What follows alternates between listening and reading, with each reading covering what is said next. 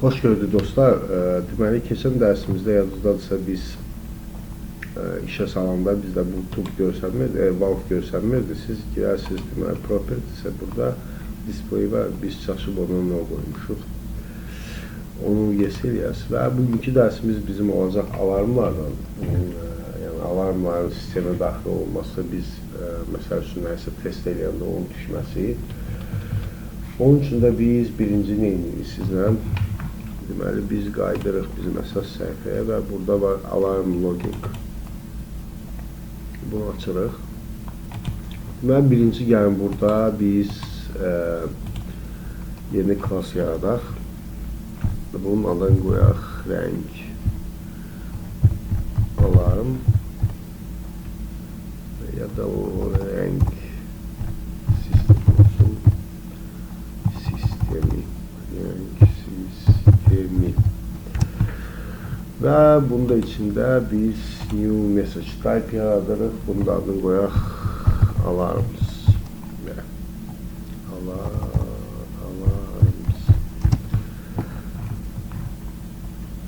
Deməli, ondan sonra gəlir message bloka. Burada baxaq görək bizə nə lazımdır. Bizə əslində buradan vaxtı da lazımdır, time'ı da lazımdır. Və onun gəlin duration da saxlayaq və status da qalsın. Text blok. Burada message texti gəlin biraz uzadaq. Məsəl üçün 50. Və bundan sonra gəlin dostlar bizim alarmı əlavə edəyək. Burada deməli bizə lazım olacaq message bit. Burada baxaq off yazsaq bizim bunu çıxardacaq yoxsa yox. Off əslində çıxmalıydı, amma bilməm niyə çıxarmır. Gəlin belə yazaq. Tamam, gəlin buradan əlavə edəyək. Buradan da götürmür. Tak.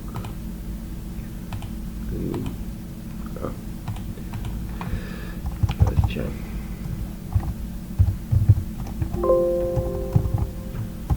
Yoxdur, yoxdur.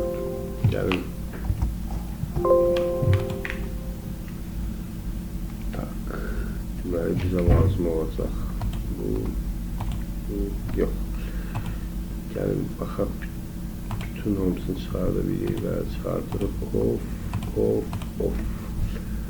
Off.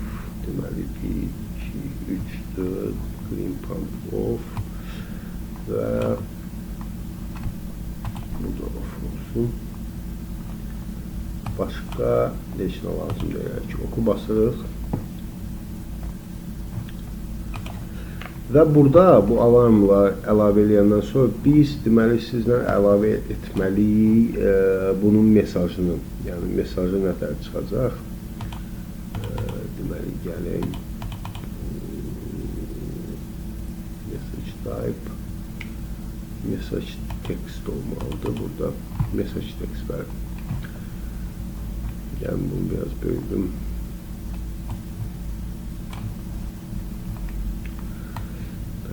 Birinci başlayır green, blue, red. Tamam.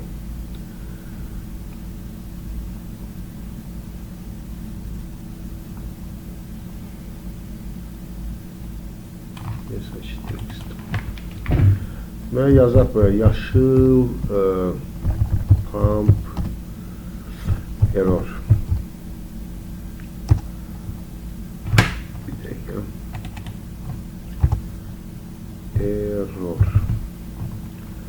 Burada yazaq yaşıl valve error. Ondan sonra bizdə gəlirdi göy deməli pump error göy valve error. Sonra deməli qırmızı pump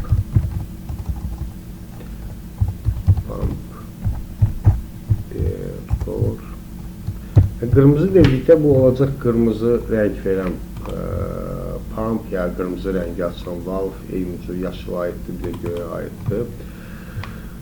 Və qırmızı valve error. Və bundan sonra dostlar, alarmslarda deməli biz acknowledgement-i, deməli key'ini aktiv edirik ki, alarmları acknowledge edə bilək sistemin özündən. Və burada da eyni cür biz etməliyik, sizlə baxım, deməli font buradaydı, düzdür. Burada deməli fontu ki, belə pis düzəldi və fontu eləyək ağ rəngdə, yəni yazının özünün, background eləyək qırmızı rəngdə.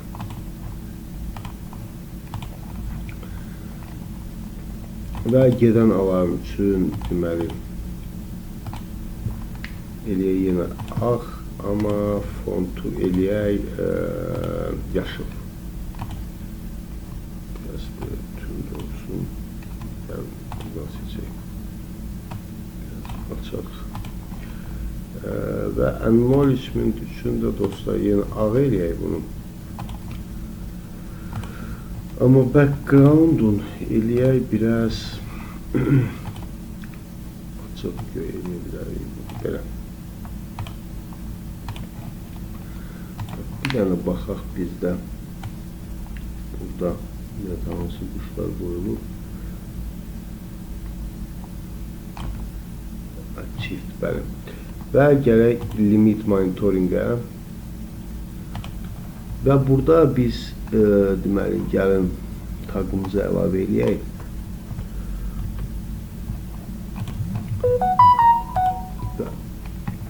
Və burada dostlar seçi tank səviyyə və ox düyməsini basırıq. Dostlar, növbəti dərsdə biz artıq bunun high alarmı, bir də low alarmını əlavə eləyərik. Mən də o vaxta kimi növbəti dərslər üçün hazırlayaram bizim proqramı. Həm də test eləyərəm ki, düzgün işləsin. Burada da biz bu sətirdə yadımızdan bilməm necə çıxıb, ola bilsin ki, başqa səhifəyə əlavə eləmişik. Burada bizdə aşağıda alarm səhifəsi də olmalıydı. Deyəsən, burada da əsasdadır. Səhv etməmişsin. Bəli, buradadır. Bu niyə balaca düşüb? Burada bunu başa düşmürəm. Bu şəkil kimi düşüb burada.